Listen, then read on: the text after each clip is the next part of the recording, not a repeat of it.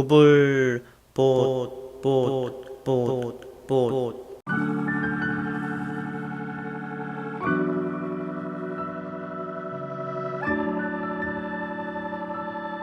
오늘의 배우 틸다 스윈튼. 틸다 누님은 60년대생으로 스코틀랜드 귀족 가문에서 태어났어요. 흑수저인 줄 알았는데 아니더라고요. 야, 내가 무슨 빙다리 핫바지로 보이냐? 거기다가 이 누님의 조상 중에는 TV를 발명한 할아버지도 있고 탱크를 고안해낸 할아버지도 있었습니다. 야, 이거 진짜 대단한 집안인데? 이런 틸다 누님은 군인 아버지 밑에서 3명의 남자 형제들과 자랐는데요. 이렇게 남자 형제들이 많으면 같이 말타기하고 뭐 레슬링 하면서 지냈겠죠. 그래서 틸다 누님은 어릴 때부터 드레스보다는 제복을 더 좋아했다고 해요. 그런데 이런 틸다에게 엄청난 시련이 찾아옵니다.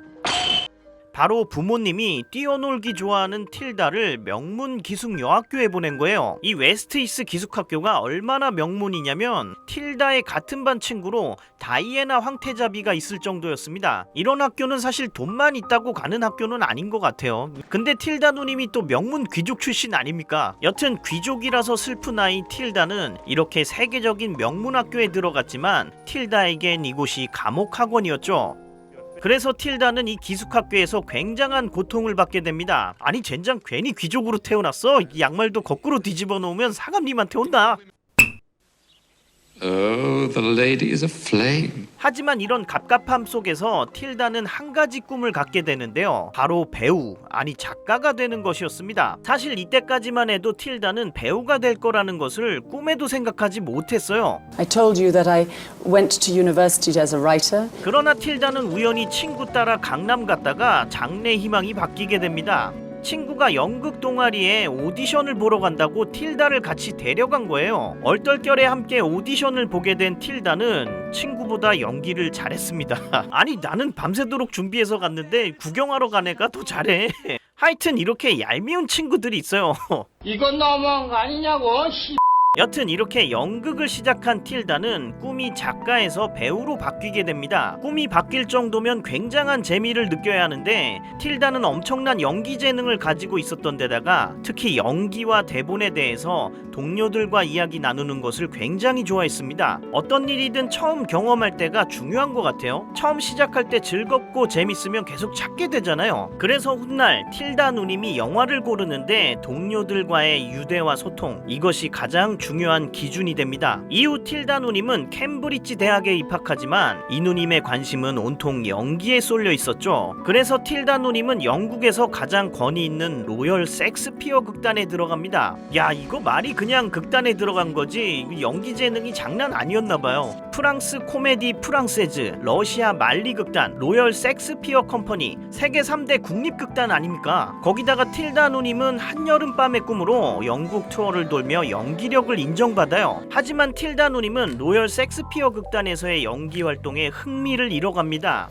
뭔가 배역이나 대본에 대해서 동료들과 이야기 나누기가 힘들었던 것 같아요. 그도 그럴 것이 로열 섹스피어 극단은 이름답게 주로 섹스피어 극을 공연하는 극단입니다. 근데 여기다 대고 캐릭터 설정이나 대본을 바꾸자고 얘기할 수 있겠어요? 그리고 아마 기수제가 있었을 겁니다. 연극영화과가 유명하면 유명할수록 군기가 빡세잖아요. 저도 생각해보면 학교 생활보다 군대가 더 편했던 것 같아요. 거기다가 세계 3대 국립극단이면 이건 말 다 했죠. 선배님, 이 캐릭터는 이렇게 요렇게 바꿔보면 어떨까요? 이게 아니라 야 틸다야 너 어제 500m 앞에 있는 선배한테 인사 안 했더라. 돌았어? 오늘 8시에 집합해. 아, 영국은 이런 분위기가 없을지도 모르겠지만 명문 극단이라 자유로운 분위기는 아니었을 것 같아요. 그래서 틸다 누님은 극단을 옮겨 새로운 배역에 도전을 하기로 합니다. 그것은 바로 남자 배역. 이때부터 틸다 누님은 천재 모차르트 역할, 과로사하는 남편 역할, 뭐 이런 남자 배역들을 도맡아서 연기를 합니다. 이게 참 성별을 바꿔서 연기하는 게 쉬운 게 아닌데 틸다 누님은 남성 배역을 씹어먹으면서 자기의 중성적인 매력을 관객들에게 보여줘요. 봤냐? 내가 틸다다. 그러나 틸다 누님은 결국 연극의 재미를 잃어가는데요. 야, 이게 극단을 위해서 연기하는 거지 나를 위해서 연기하는 거냐 라는 생각이 들었다고 합니다. 그런데 이때 틸다 누님은 자신의 인생 방향을 완전히 바꿔줄 예술가를 만나게 돼요. 바로 영국 영화계의 이다나 데릭 저먼 감독입니다. 이분은 실험영화로 유명한 감독님인데 8mm 촬영을 고집하는가 하면 동성애에 관한 파격적인 연출로 영국 영화계를 뒤흔들었던 분이에요. 특히 영국은 과거에 동성애 처벌법이 존재했었던 만큼 동성애에 관해 굉장히 보수적이었습니다. 애니그마 해독기를 발명한 앨런 튜링 형도 동성애 처벌법으로 화학적 거세를 당했었죠. 근데 데릭 저먼 감독은 찍었다 하면 동성애에 관한 영화였어요. 그러니까 그 당시 영국에서 얼마나 파장이 컸겠습니까? 그러나 틸다 누님은 데릭 저먼 감독의 작업 방식이 마음에 들었어요. He was the first artist I ever met. He opened a whole world for me. 데릭 저먼 감독의 작업 방식이 뭐냐면 가족 같은 방식입니다.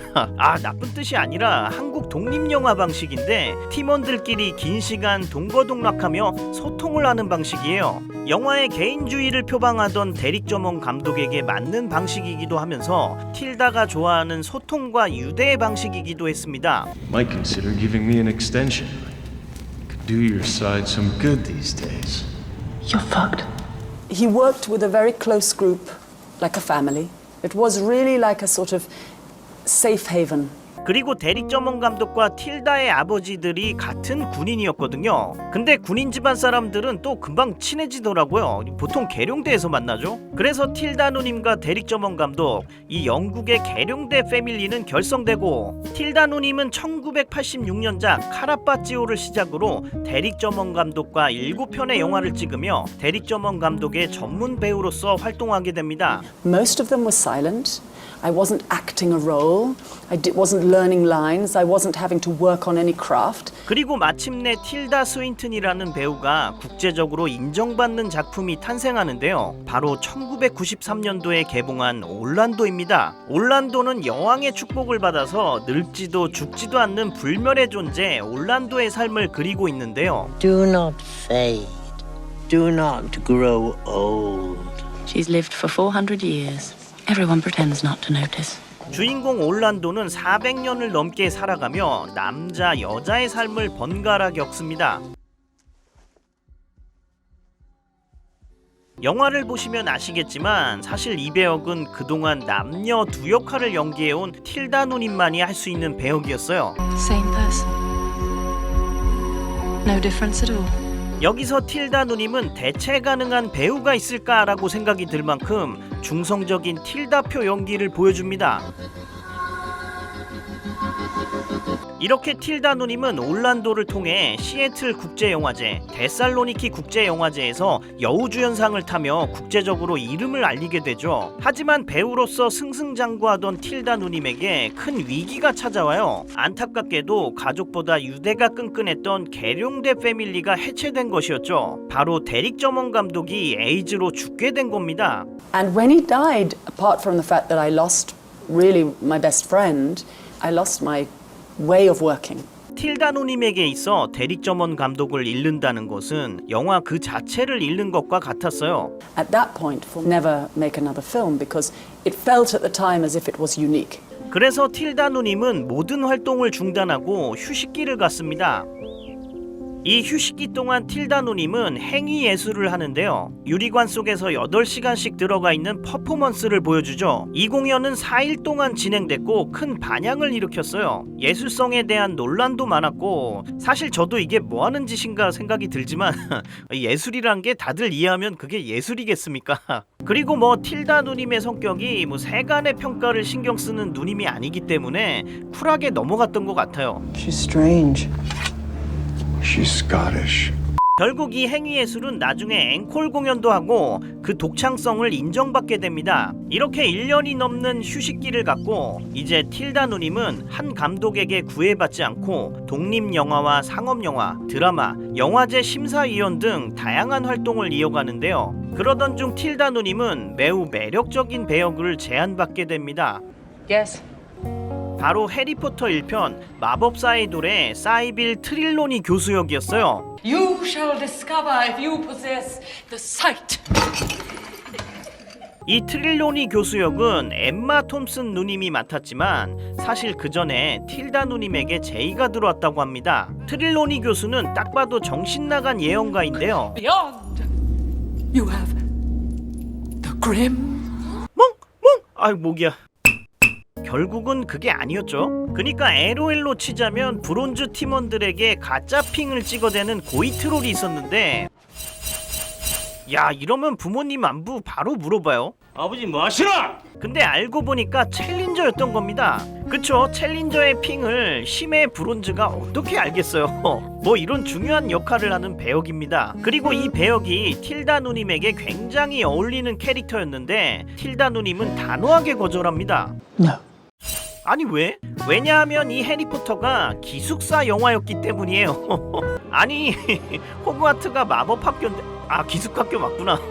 무려 기숙사가 4개나 붙어있는 대형 기숙학교예요. 이게 해리포터 하면 이미 책이 대박이 난 상황이라 흥행이 보증된 영화였거든요. 근데 이 기숙학교를 얼마나 싫어했으면 거절을 했겠습니까? 심지어 누님이 어느 정도로 기숙학교를 싫어했냐면 기숙학교의 대항마 대안학교를 설립할 정도였습니다. 야, 이건 기숙학교가 잘못했네. 거기다가 틸다 누님은 극단에서의 경험 때문에 이 배역을 거절했던 것 같아요. 자신의 배역을 감독과 이야기하고 같이 창조하는 것을 선호하는데 해리포터는 섹스피어의 연극처럼 이 배역 자체가 완성되어 있지 않습니까? 그래서 주변에서 봤을 땐 틸다 누님이 이 배역을 포기한다는 것 자체가 엄청난 기회를 놓치는 것처럼 보였겠지만 이 해리포터가 애초에 틸다 누님의 선택지에 없는 나가리였다는 거죠. 여튼 틸다 누님이 맡은 배역들은 누님의 의견이 들어가 있는 캐릭터구나 라고 생각하시면 될 것 같습니다. 이게 아니면 안 찍는 거야. 이것이 바로 우리 틸다 누님이에요. 그리고 이후에 틸다 누님은 인생 배역을 맡게 되는데 바로 나니아 연대기의 하얀 마녀입니다. 여기서 틸다 누님은 아주 쌈박한 마녀를 보여줘요. 우리가 흔히 생각하는 마녀는 괴상한 외모에 고깔 모자를 쓰고 빗자루를 타고 뭐 그런 모습이잖아요. 하지만 이 영화에서 틸다 누님은 얼음 여왕처럼 차갑고 냉정한 마녀를 연기했습니다. 이게 틸다 누님이 무서운 악역을 보여주려고 했었는데 누님은 뭔가 소리를 지르고 훅가시 잡는 악역들은 무섭지 않았다고 해요. 그래서 하얀 마녀를 얼음처럼 싸늘한 사이코패스로 설정해서 연기를 했다고 합니다. 아, 역시 요즘 대세는 조용한 사이코패스야. 그리고 이런 차가운 성격이 하얀 마녀와 굉장히 또 잘 맞는 설정이었던 것 같아요. 이렇게 틸다 누님의 노력으로 하얀 마녀는 진짜 차가운 얼음 마녀로 재창조됩니다. 아우 차가워.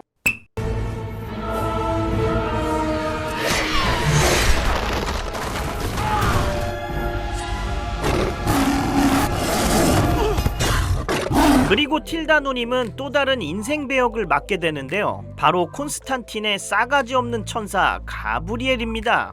사실 가브리엘은 원작에서는 남성 캐릭터였습니다. 근데 콘스탄틴의 감독님은 처음부터 가브리엘 역에 틸다 누님을 점 찍어두고 있었다고 해요. 틸다 누님의 큰 키와 입체적인 외모, 그리고 중성적인 매력이 인간이 아닌 가브리엘이라는 존재에 딱 맞다고 생각한 겁니다. 그리고 감독님의 선택은 옳았어요. 틸다 누님이 혼혈천사 가브리엘에 날개를 달아준 것이었죠.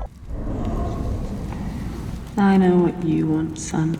옳다구나! 영화를 찍기 전에 콘스탄틴 감독님은 틸다 누님 그리고 키아누 리브스와 많은 이야기를 나눴다고 해요. 특히 선과 악의 정의에 대해서 매우 진지한 이야기를 나눴는데 이 콘스탄틴에서 가브리엘은 선과 악이 무엇인지 질문을 던져주는 매우 중요한 역할을 하는 캐릭터라고 할 수 있겠습니다. And the wicked shall inherit the earth. You judging me now, John? I am simply seeking to inspire mankind to all that was intended. 천사인 가브리엘은 절대선의 존재로서 보통은 주인공 콘스탄틴을 도와줘야 할 것 같은 역할인데요. Might consider giving me an extension. Could do your side some good these days. 콘스탄틴에서는 그런 거 없습니다. 콘스탄틴을 돕기는커녕 영화 내내 콘스탄틴을 약올리죠. You are going to die young because you smoked 30 cigarettes a day since you were 15. You're fucked. 거기다가 가브리엘은 핫바지 인간에 대한 선민의식을 가지고 있으면서 동시에 질투를 하고 있습니다. You're handed this precious gift, right? Murderers and rapists and molesters. In all the worlds, in all the universe, 어떻게 보면 요게 참 어려운 연기인데 틸다 누님이 이런 심리를 잘 표현해내니까 가브리엘이라는 캐릭터가 잘 살았던 것 같아요. End my life. Go on. Be the hand of God. 이렇게 틸다 누님은 삐뚤어진 선의 모습과 광기를 보여주면서 많은 관객들이 콘스탄틴에서 가장 인상적인 캐릭터로 가브리엘을 뽑게 됩니다.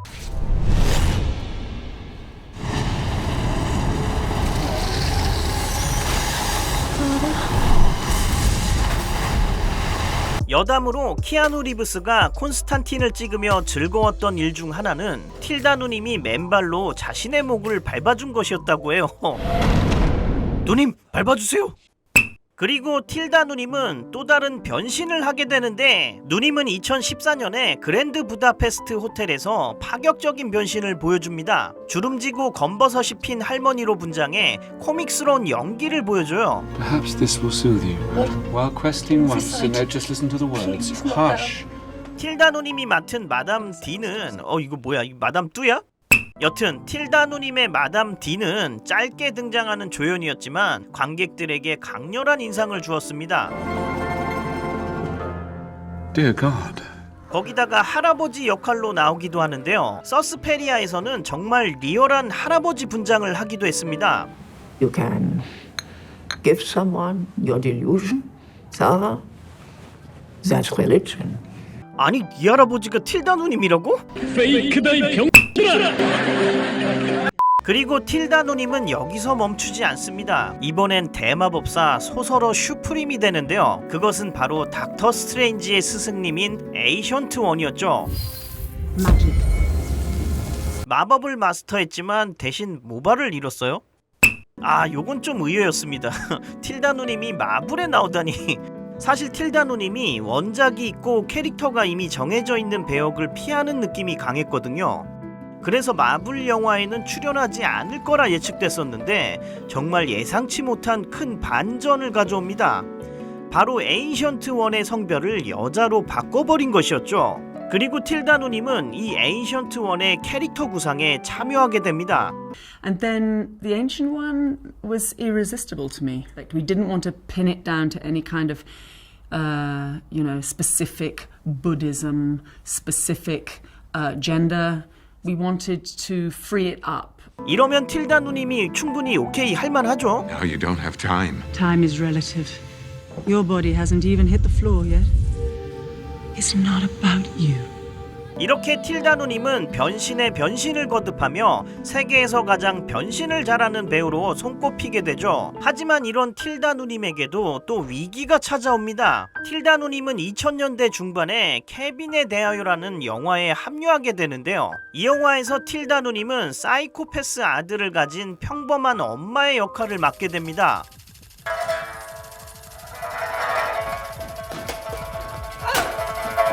아니 근데 생각해보세요. 이 사랑하는 아들이 사이코패스라는 설정이 웬만한 연기로 표현하기가 힘든 거거든요. 거기다가 이상한 엄마가 아니라 평범한 엄마예요. And he took up another shot. You okay, honey? 하지만 틸다 누님은 사이코패스의 엄마로서 겪게 되는 슬픔과 고통을 아들을 가진 한 어머니라는 배역 안에서 구구절절하게 표현해냅니다. 이렇게 이 케빈에 대하여는 틸다 누님의 최근 출연작들 중에서도 단연 손꼽히는 영화죠. 그리고 틸다 누님이 제작에도 참여할 만큼 많은 공을 들인 영화이기도 합니다. 근데 저는 이게 틸다 누님의 실수라고 봐요. 그런 짓은 하지 말아야 했는. 틸다 누님이 연기만 하는 게 아니라 감독과 소통하고 캐릭터를 만들어가는 걸 선호한다고 했잖아요. The two of you involved in this developing curiosity. That's the best. 하지만 틸다 누님은 여기서 최대의 천적을 만나게 됩니다. 바로 린 램지 감독. 이 린 램지 감독이 원래 영화를 찍기 전에 준비를 굉장히 오래 하는 감독입니다. 한 작품당 평균 5, 6년을 준비하는 감독이에요. 그래서 이 케빈에 대하여는 무려 5년이라는 제작 기간이 소요됩니다. 이게 참 사전 제작이라는 게 여러 가지 준비를 하지만 촬영할 때 얼마나 더 효율적으로 찍는지 현장에서 예상치 못한 변수를 줄이는 데 큰 목적이 있거든요. 그래서 사전 제작 기간 때 준비를 잘하면 왜냐하면 촬영 때 제작비 절감도 되고 굉장히 편합니다. 그래서 사전 제작 기간에 참여하지 않는 배우들 같은 경우 린 램지 감독의 스타일이 엄청 편할 수도 있어요. 하지만 감독과 소통을 중요하게 여기는 틸다 누님 아닙니까? 뭐 분명 감독과 배우의 소통은 많이 하면 할수록 좋은 겁니다. 근데 5년은 좀 아닌 것 같아요. 거기다가 틸다 누님은 영화 촬영이 끝날 때까지 자신의 배역에 빠져 사는 메소드 연기를 하고 있었거든요. 그러니까 5년 동안 사이코패스 아들을 둔 엄마로 지내게 된 것입니다. 아, 이건 좀 지칠만 합니다. 5년 동안 얼마나 우울하고 고통스러웠겠어요. 야, 내가 소통을 좋아하긴 하는데 5년은 아니다. 결국 케빈에 대하여는 긴 사전 제작 기간 덕분에 단 30일 만에 촬영을 끝냈지만 틸다 누님은 이미 너무 지쳐있는 상태였어요. 배우라는 직업에 회의감을 느끼고 은퇴를 생각할 정도였습니다. 그러나 이런 틸다 누님은 귀인이라고 하나요? 제2의 데릭 저먼 감독을 만나게 되죠. 바로 2011년 칸 영화제에서 봉준호 감독을 만난 거예요. We first met in 2011 in Cannes Film Festival. 틸다 누님은 봉준호 감독을 만나기 전부터 이미 봉 감독의 모든 영화를 봤던 열렬한 팬이었습니다. I saw everything you'd ever made, including Barking Dogs Never Bite. It's a serial puppy killing movie. Look for it. Look. I'm so sorry. 어이, 미친놈이 진짜 던졌어.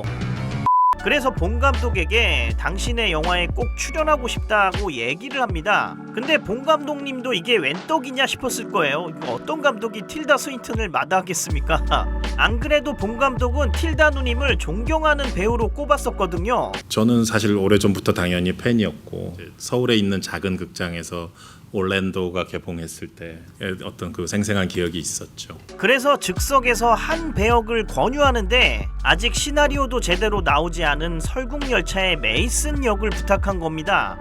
Who are you? I don't know. I'm Mason. 요거는 틸다 누님이 가장 좋아하는 케이스죠. 캐릭터가 아직 완성이 안 됐대. 그럼 감독이랑 얘기하면서 같이 만들면 되겠다. 그래서 틸다 누님은 봉 감독을 집에 초대까지 해서 메이슨 캐릭터를 함께 구상해요. 사실 이 메이슨 역은 원래 정신이 멀쩡한 남자 캐릭터였습니다. 하지만 틸다 누님의 집에서 메이슨은 완전히 역변해요. 틸다의 집에 가서 막 그 하루 종일 막 온갖 걸 다 해본 거죠. 라이브 쇼 같은 느낌이었어요. 틸다 누님은 신이 나가지고 집에 있는 옷이란 옷은 다 꺼내들고 아들 변장놀이 세트에까지 손을 댔다는데 이때 발견한 안경, 이 이상한 안경이 최종적으로 메이슨이 쓰는 안경이 되죠. Wilford is divine. Wilford is merciful. 틸다 누님은 여기에 그치지 않고 더욱 괴상한 생김새가 되기를 원했습니다. 그래서 들창코 분장과 틀니, 보형물까지 끼워가며 배역에 대한 열정을 불태워요. 이렇게 완성된 캐릭터가 바로 이 설국열차의 끝에서 끝을 안내해주는 메이슨입니다. Passengers, this is disorder. 이 설국열차를 통해 틸다 누님은 마치 이전에 데릭 저먼 감독을 만나 배우의 길을 걷게 된 것처럼 봉 감독을 만나 새로운 영화 인생을 시작합니다. 사실 한국 영화 제작 시스템이 틸다 누님과 잘 맞는 것 같아요. 한국에서 배우와 감독이 영화에 대해서 깊게 이야기한다는 게 뭐 이상한 일도 아니잖아요. 감독들 같은 경우 정말 그런 대화를 하고 싶어 합니다. 그리고 작업 속도도 굉장히 빨라서 틸다 누님이 지칠 일도 없어요. 거기다가 봉 감독님이 영화를 찍겠다는데 어떤 투자자가 간섭을 하겠습니까? 그래서 틸다 누님이 좋아하는 자유로운 분위기에서 소통이 가능한 감독이 바로 우리 봉 감독입니다. 그래서 우리 봉 감독과 틸다 누님은 베프가 되고 다음 작품 옥자도 함께하게 되죠. 특히 옥자는 창작 과정부터 틸다 누님이 깊이 관여해 코프로덕서로 이름을 올리게 됩니다. 옥자는 사실 처음부터 틸다가 깊게 같이 창작하는 과정부터 같이 함께 했었거든요. 그리고 옥자에서 틸다 누님은 또 재밌는 역할을 맡았는데요. 1인 2역의 쌍둥이를 연기한 겁니다. 여기서 틸다 누님은 생김새는 똑같지만 서로 못 잡아먹어서 안달인 쌍둥이 자매 역할을 완벽하게 소화해내요. Our super pigs will not only be big and beautiful, they need to taste fucking good. For a while back then, you forgot he was such a loser. 여담으로 틸다 누님은 설국열차의 메이슨은 마가릿 대처, 옥자의 쌍둥이 동생은 트럼프를 떠올리며 연기를 했다고 합니다. We will make America great again. 그런데 왜 기생충에는 안 나왔을까요? 이 시기 틸다 누님은 여러 작품 활동을 하며 굉장히 바빴기 때문에 기생충에는 출연하지 못한 것 같고요. 하지만 틸다 누님은 HBO에서 제작되는 기생충 드라마 버전에서 엄마인 충숙 역할에 캐스팅 제의를 받았습니다. 만약 틸다 누님이 이 드라마에 출연하게 된다면 봉 감독님과 세 번째 작품을 함께하는 거죠. 앞으로 틸다 누님과 봉 감독의 인연은 계속될 것으로 보입니다. He's my brother. 그리고 틸다 누님의 자유분방한 활동은 영화계에서만 국한된 것이 아니에요. 특히 패션 모델 쪽은 배우가 아니라 차라리 모델로 나갔어도 될 정도로 성공을 거둡니다. 옥자를 보면 쌍둥이 동생의 옷이 꼭 한복처럼 보이지 않습니까? 이 의상은 실제로 한복을 모티브로 만들어졌다고 합니다. 심지어 샤넬에서 제공한 협찬이었는데 샤넬의 수장인 칼 라거펠트가 디자인을 했어요. 와, 이 라거펠트 할아버지가 직접 디자인했다는 것은 굉장히 신경을 많이 썼다는 건데요. 이런 샤넬의 스폰서십은 틸다 누님이 직접 따온 것이라고 합니다. 사실 틸다 누님은 오래전부터 샤넬의 앰버서더로 활동해왔거든요. 2013년도에는 칼 라거펠트와 함께 작업하며 쇼에도 올랐습니다. 거기다가 2003년도에는 아예 틸다 스윈튼을 주제로 빅터 앤 롤프의 패션쇼가 열렸어요. 틸다 누님이 맡은 배역에 영감을 받아 만들어진 옷들로 패션쇼를 하고 틸다 누님이 피날레를 장식했습니다. 이렇게 패션계는 항상 틸다 누님에게 러브콜을 보내고 있죠. 제가 봤을 땐 이 누님 모델을 위해 태어난 사람인데 영화계로 잘못 간 것 같아요. 여튼 틸다 누님의 자유분방한 활동은 연애 사업에서도 이어지는데요. 틸다 누님은 자유로운 영혼답게 폴리아모리라는 비독점적 다자연애를 하고 있습니다. 비독점적 다자연애, 이게 뭐야? 이게 무슨 소리야? 그러니까 지금 한 사람을 사귀고 있는 상태에서 구성원들끼리의 동의하에 다른 사람과도 사귈 수 있다는 겁니다. 일종의 자유연애죠. 아, 저도 비슷한 걸 하고 있어요. 비독점적 금지 연애라고, 일종의 사회주의 연애? 틸다 누님은 두 명의 예술가와 사귀게 되는데요. 이 누님은 연애를 하는 데 있어서도 예술적 교감을 굉장히 중요하게 생각했던 것 같아요. 첫 번째 남자친구는 20살 연상의 극작가 존 바이언입니다. 존 바이언과는 아들과 딸 이란성 쌍둥이를 낳았어요. 그리고 2004년에는 18살 연하의 시각예술가 산드로 코프를 만나 연애를 합니다. 그래서 틸다 누님과 현 남친이 같이 사는 집 맞은편에 전 남자친구와 아이들이 살았다고 하는데 독특한 사랑의 방식이지만 뭐 당사자들만 행복하면 되는 거 아닙니까? 젠장. 이런 틸다 누님의 자유로운 활동은 한국에까지 닿게 되는데요. 사실 틸다 누님이 한국을 많이 좋아합니다. 일단 엄청난 케이팝 매니아예요. 어벤져스 로키 히들히 형에게 강남스타일 춤을 가르쳐준 게 틸다 누님입니다. 오빤 강남스타일. 그리고 틸다 누님의 최애 K-팝 가수는 지드래곤이라고 해요. 한 인터뷰에서 틸다 누님은 지드래곤의 팬이라고 밝혔는데 결국 2015년 샤넬 애프터 파티장에서 지드래곤을 만나 팬심을 이루게 됩니다. 거기다가 틸다 누님은 2019년에 한국 광고까지 찍으면서 우리를 깜짝 놀라게 만들죠. 여행을 가고 싶습니다. Then just go on a trip. 이거 이름이 뭐죠? 여행이 영어로 뭐지? 저도 틸다 누님이 이렇게 나올 줄은 몰랐어요. 마치 효도르 형이 선유꿀 광고를 찍은 것처럼. 선유꿀 좋아요. 이렇듯 틸다 누님은 장르를 불문하고 남녀 역할도 넘나들며 자유분방한 활동을 하고 있습니다. 그리고 그때마다 팬들에게 놀라운 경험을 선사하죠. 틸다 누님이 찍은 다큐멘터리 존 버거의 사계를 보면 틸다 누님의 절친한 친구이자 미술평론가인 존 버거가 누님에게 한 말이 있습니다. He looked at me before speaking and then told me that my face had grown into itself. 여기서 얼굴이 자랐다는 얘기는 틸다 스윈튼이 스스로 배우로서 성장했다는 말입니다. 변신의 변신을 거듭하는 틸다 스윈튼, 매번 다른 존재가 되는 틸다 누님의 모습이 어찌 보면 모든 배우들이 열망하는 궁극적인 배우의 얼굴이 아닐까요? 지금도 틸다 스윈튼의 얼굴은 계속 자라나고 있습니다. 이상 동료들과의 소통을 가장 중요하게 여기는 자유로운 영혼의 소유자, 매번 자신의 배역을 재창조해내는 변신의 아이콘 틸다 스윈튼 누님이었습니다. 감사합니다. 구불 봇